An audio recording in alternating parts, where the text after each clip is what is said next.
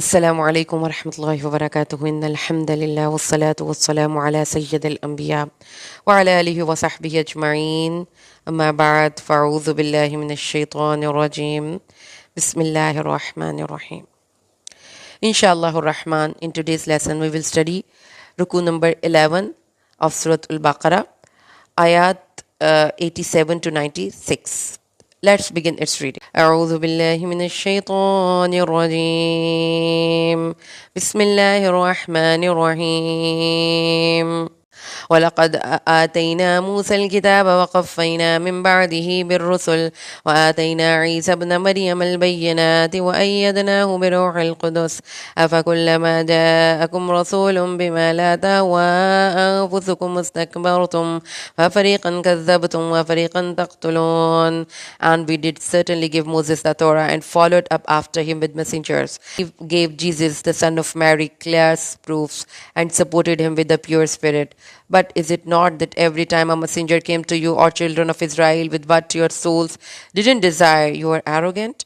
The party of messengers you denied, and another party you killed. Allah begins this verse by reminding the children of Israel of immense spiritual legacy they were entrusted with.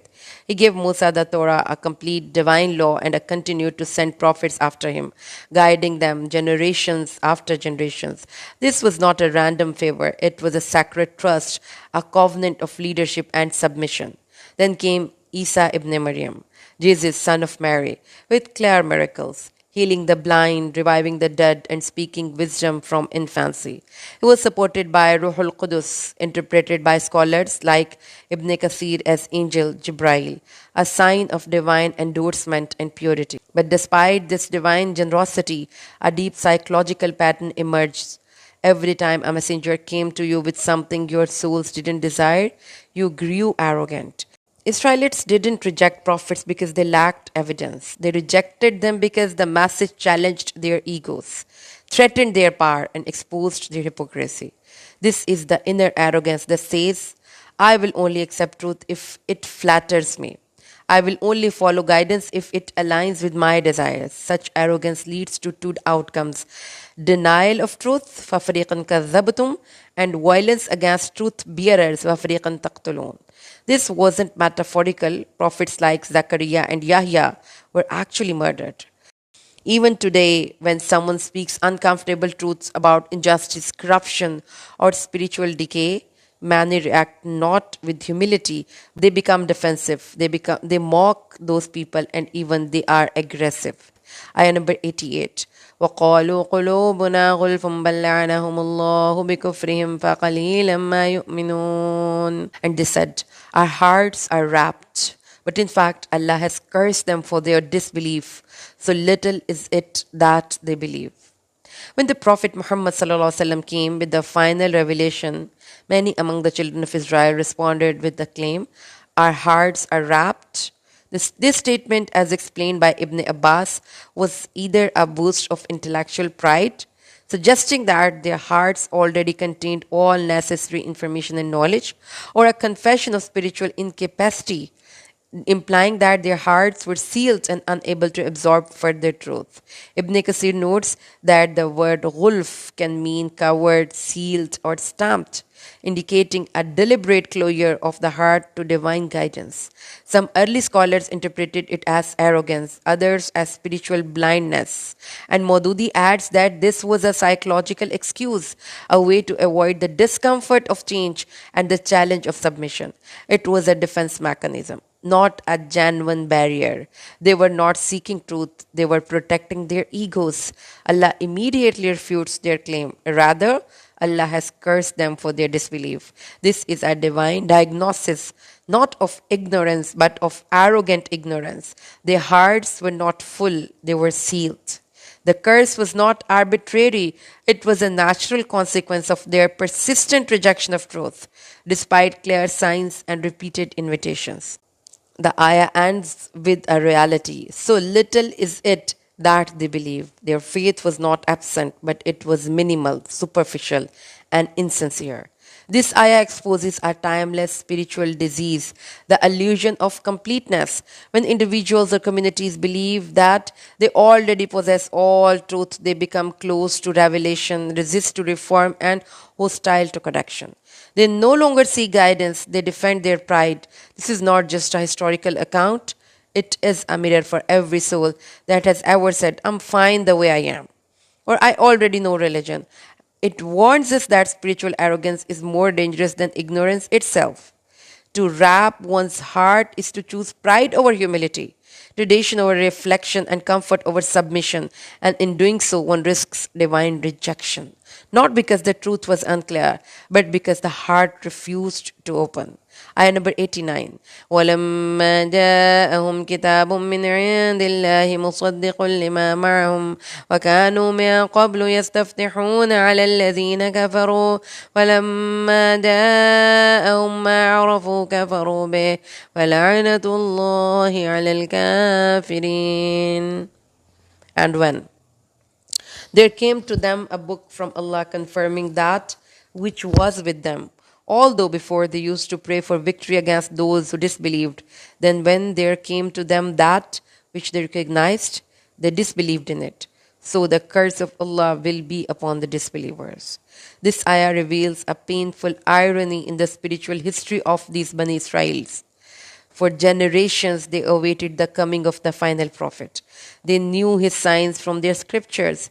They even prayed for his arrival, and they hoped that through him they would triumph over their disbelievers. Ibn Kasir explains that they used to say to Arab tribes, a prophet will come soon, and with him we will defeat you.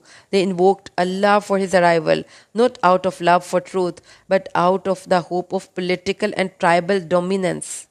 They had detailed knowledge of Prophet, his lineage, his character, even the city of his emergence.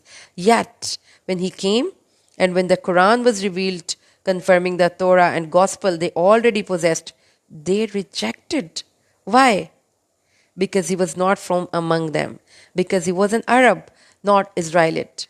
Because accepting him meant surrendering their religious monopoly. This rejection was not based on ignorance. It was based on envy, pride, and fear of losing status. The verse says, then when there came to them that which they recognized, they disbelieved in it. Recognition didn't lead to submission.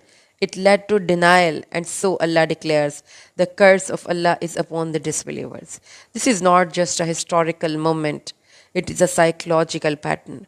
When people desire truth only on their own terms, they become blind to it when it actually arrives. They pray for guidance, but only if it affirms their ego. They seek victory, but not transformation. And when truth demands humility, they turn away. This verse diagnoses a deep spiritual disease, conditional faith. Faith that says, I will believe, but only if it suits me. It warns us that even religious longing can be corrupted by pride. The Jews of Medina knew the Prophet better than many Arabs, but their hearts were chained by tribalism and self-importance. Today, this disease still exists.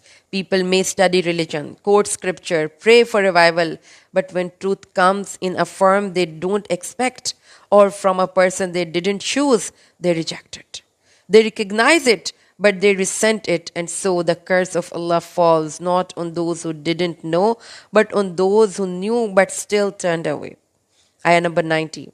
بئس ما اشتروا به أنفسهم أن يكفروا بما أنزل الله بغيا أن ينزل الله من فضله على من يشاء من عباده فباءوا بغضب على غضب وللكافرين عذاب مهين. How wretched is that you, for which they sold themselves, that they would disbelieve in what Allah has revealed through that their outrage, that Allah would send down His favor upon whom He wills from among His servants. So they returned having earned wrath upon wrath, and for the disbeliever is a humiliating punishment. This verse continues of the spiritual diagnosis of their previous ayah. It exposes the inner motives behind the rejection of revelation. It was not ignorance, but envy and arrogance. Ibn Kathir explains that the Jews of Medina rejected the Quran not because they didn't recognize it, but because they couldn't accept that Allah had chosen an Arab prophet. They were outraged that divine favor had descended upon someone outside their lineage. This was not a theological objection, it was a tribal one. They sold their soul for the price of pride. And Mododi adds that this rejection was a transaction, spiritual sale. They traded truth for status, guidance for ego, and the phrase "Samashtaru bihi anfusahum" means how evil is the price they paid to ruin their own souls. They knew the truth, but their envy made them resented. They could not bear that Allah would choose whomever He wills from His servants. This envy was not passive, it was active rebellion. They didn't just reject Quran, they opposed it, mocked it, and tried to extinguish its light. And so Allah says that فَبَاءُوا بِغَضَبٍ عَلَى غَضَبٍ, they earned wrath upon wrath. Ibn Kathir interprets this as layered divine anger. First for rejecting the Torah, then for rejecting Jesus, and now for rejecting Muhammad, peace and blessings of Allah be upon him. This is a spiritual law. When rejection is repeated, divine anger is many layered. Divine anger intensifies, and the final consequence is not just punishment, it is humiliation. وَلِلْ كَافِرِينَ عَذَابٌ مُهِينٌ, a disgraceful torment, not just painful, but degrading because of their disbelief. It was rooted in their arrogance. Their punishment will reflect the same humiliation. Ayah number 91. وإذا قيل لهم آمنوا بما أنزل الله قالوا نؤمن بما أنزل علينا ويكفرون بما وراءه وهو الحق مصدقا لما معهم قل فلم تقتلون أنبياء الله من قبل إن كنتم مؤمنين. And when it is said to them, believe in what Allah has revealed, they say, we believe only in what was revealed to us, and they disbelieve in what came after it, while it is the truth confirming that which is with them. Say, then why did you kill the prophets of Allah before, if you are indeed believers?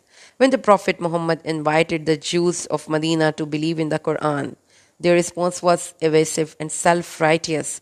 We believe only in what was revealed to us. This statement, as Ibn Kathir explains, was not a declaration of faith. It was a rejection of anything beyond their book, Torah. They claimed sufficiency in their own scripture while knowingly denying the Quran, even though it confirmed the very message they already had. The Quran was not foreign to them. It was familiar, consistent, and aligned with their own revelations, yet they rejected it. Maududi highlights the contradictions in their stance. If they truly believe in the Torah, they would have recognized and accepted the Prophet whose coming was foretold in their own books. Their denial was not based on theological disagreement. It was rooted in pride and prejudice. They refused to accept a prophet who was not from their lineage, even though they knew he was genuine. The verse then delivers a piercing question. If you are truly believers, then why did you kill the prophets of Allah before? This rhetorical challenge exposes their hypocrisy. Their ancestors had murdered prophets like Zachariah and Yahya despite knowing they were sent by Allah. And the present generation, by approving and justifying those acts, inherited the same guilt. This is not just historical rebuke, it is a psychological unveiling. Their claim to faith was hollow. They used religion as a shield for tribalism, not as a path to submission. They believed selectivity, accepted only what suited their ego, and rejected the others. Now the next ayah. Ayah number 92. وَلَقَدْ جَاءَكُم مُوسَى بِالْبَيِّنَاتِ ثُمَّ اتَّخَذْتُمُ الْعِجْلَ مِن بَعْدِهِ وَأَنْتُمْ ظَالِمُونَ. And Musa had certainly brought you clear proofs. Then you took the calf in worship after that while you were wrongdoers. This ayah continues the Quran confrontation of children of Israel's spiritual contradictions. Allah reminds them, Musa came to you with clear signs. These were not vague or ambiguous. They witnessed miracles. Musa's staff turning into serpent and a parting of the sea. water gushing from rocks, divine food descending from the sky. These were not just proofs, they were experiences of divine mercy and power. Yet, despite all this, the moment Musa left for a brief period to receive the commandments, they reverted to idol worship. They fashioned a golden calf and began to worship it. Ibn Kasir notes that this act was not just a lapse, it was a betrayal of divine guidance. It revealed a deep rooted tendency towards rebellion and spiritual blindness. And Maududi says that this incident exposes their moral inconsistency. How could a people who had seen such clear signs fall into such blatant shirk? It wasn't ignorance, it was willful wrongdoing. Their hearts were not anchored in submission. They were swayed by impulse, peer pressure, and nostalgia for Egyptian paganism. The words end with a piercing diagnosis, and you were wrongdoers, not just mistaken, but unjust, to themselves, to their prophets, and to the covenant with Allah. Ayah number 93. وإذ أخذنا ميثاقكم ورفعنا فوقكم الطور خذوا ما آتيناكم بقوة واسمعوا قالوا سمعنا وعصينا وأشربوا في قلوبهم العجل بكفرهم قل بئس ما يأمركم به إيمانكم إن كنتم مؤمنين. And recall when we took your covenant and raised over you the mount, saying, take what we have given you with determination and listen. They said, we hear and disobey. And their hearts absorbed the worship of the calf because of their disbelief. Say, how wretched is that which your faith enjoins upon you, if you should be believers. This ayah revisits a defining moment in the spiritual history of Bani Israel. Allah reminds them of the covenant He took from them at Mount Sinai. The mountains was raised above them as a sign of divine power and urgency, commanding, take what we have given you with strength and listen. This was not a casual invitation, it was a solemn demand for obedience, but the response was shocking. We hear and disobey. Ibn Kasir explains that this was not just verbal defiance, it was a reflection of the inner state. They heard the commands, but their hearts were already inclined towards rebellion. Maududi adds that this attitude reveals a deep spiritual disease, external compliance without internal submission. They were willing to carry the Torah physically but not spiritually. Their actions betrayed their words. This verse then unveils a haunting image. Their heart absorbed calf. This means the love of the golden calf. It symbolizes materialism, idolatry, and rebellion. It entered in their hearts like a drink. It became a part of their spiritual bloodstream. As Qatada and other scholars noted, this wasn't just about a worship, it was about their attachment. They were attached to that golden calf, and that was a form of torment from Allah, that they loved something that was not beneficial for them. Finally, Allah exposes their hypocrisy. How wretched is that which your faith enjoins upon you if you are believers. This is a rhetoric strike. If their so-called faith leads to calf worship and prophet rejection, then it is not true faith. Ayah number 94. قل إن كانت لكم الدار الآخرة عند الله خالصة من دون الناس فتمنوا الموت إن كنتم صادقين. Say, if the home of the hereafter with Allah is exclusively for you, to the exclusion of other people, then wish for death, if you should be truthful. This ayah presents a powerful challenge. The Jews of Medina often boasted that they were Allah's chosen people and the paradise was reserved only for them. In response, Allah commands the Prophet Muhammad sallallahu alaihi wasallam to say, if you, means the Jews, are so certain that the hereafter and its reward belong only to them, then they should wish for the death. A true believer who is confident in their faith and their place with Allah should not fear death. For them, death is a door to meeting their Lord and enter paradise. So if the Jews were truthful in their claim, they should have eagerly wished for death. This challenge was a clear test of their faith and a way to expose their hypocrisy. Their refusal to wish for death proved that they knew their sins and disobedience had ruined their claim. This verse teaches us that our attitude towards death is a mirror for our true faith. If we we fear death, it may be a sign that our actions and beliefs are not aligned with our claim. Ayah number 95. وَلَن يَتَمَنَّوْهُ أَبَدًا بِمَا قَدَّمَتْ أَيْدِيهِمْ وَاللَّهُ عَلِيمٌ بِالظَّالِمِينَ. But they will not wish for it ever, because of what their hands have put forth, and Allah is knowing of the wrongdoers. After claiming to be the most beloved of Allah's creation, they were challenged to wish for death if they were truthful. This ayah reveals the truth. They will never wish for it ever. Why? Because of the sins they have committed. They knew that their actions and disobedience had earned them punishment, not reward. This verse exposes their deep fear of accountability. They boast about their status but were terrified of meeting their Lord. Their attachment to life wasn't out of love for good deeds but out of fear of the judgment and that awaited them.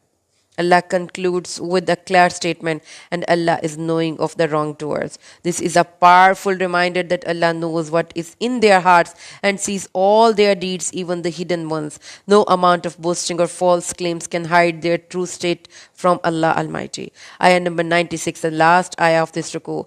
وَلَتَجِدَنَّهُمْ أَحْرَصَ النَّاسِ عَلَى حَيَاةٍ وَمِنَ الَّذِينَ أَشْرَكُوا يَوَدُّ أَحَدُهُمْ لَوْ يُعَمَّرُ أَلْفَ سَنَةٍ وَمَا هُوَ بمزحزحه من العذاب أن يعمر والله بصير بما يعملون. And you will see surely, and you will surely find them the most greedy of the people for life, even more than those who associate others with Allah.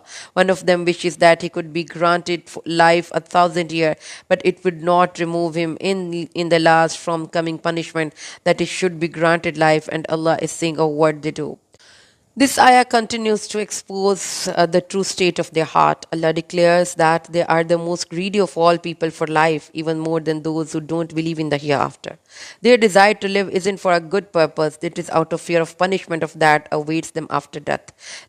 This ayah explains this by saying that every one of them would wish to live 1,000 years. They foolishly think that a long life will protect them from Allah's punishment, but Allah makes it clear that no amount of time can save them. This verse ends with a powerful warning, and Allah is saying of what they do. This reminds us that a person's inner state is fully known to Allah. Living a long life won't change their fate if their deeds are rooted in disobedience. The only true security is to prepare for the meeting with Allah, not to run from it. These ayat from Quran, ayah number 87 to 96, show us a deep look into why some people reject the truth. The problem wasn't a lack of proof. They saw many miracles, but a sickness in their hearts. The main issue was arrogance. They wanted a religion that praised them and agreed with their desires, not one that challenged them to be better. This pride made them forget Allah's blessings and even turn to idols like the golden calf. They had a conditional faith. They would only accept a prophet or a messenger if it came from their own group and fit their own plans. This led to huge contradiction. They claimed paradise was only for them, but they were terrified of death. Their fear showed that they knew deep down that their actions had earned them punishment, not reward. In the end, these ayahs aren't just a story about the past, they are a mirror for everyone. They warn us about the danger of pride, envy, and hypocrisy, and teach us that true faith is shown by our willingness to accept the truth, even when it is difficult or comes from an unexpected source. Alhamdulillah. We studied ruku number 11, total 9 ayahs of Surah Al-Baqarah in detail. Recite the ones. Allahumma salli ala Muhammadin wa ala ali Muhammad kama sallaita ala Ibrahim wa ala ali Ibrahim innaka Hamidum Majid. Allahumma barik ala Muhammadin wa ala ali Muhammad kama barakta ala Ibrahim wa ala ali Ibrahim innaka Hamidum Majid.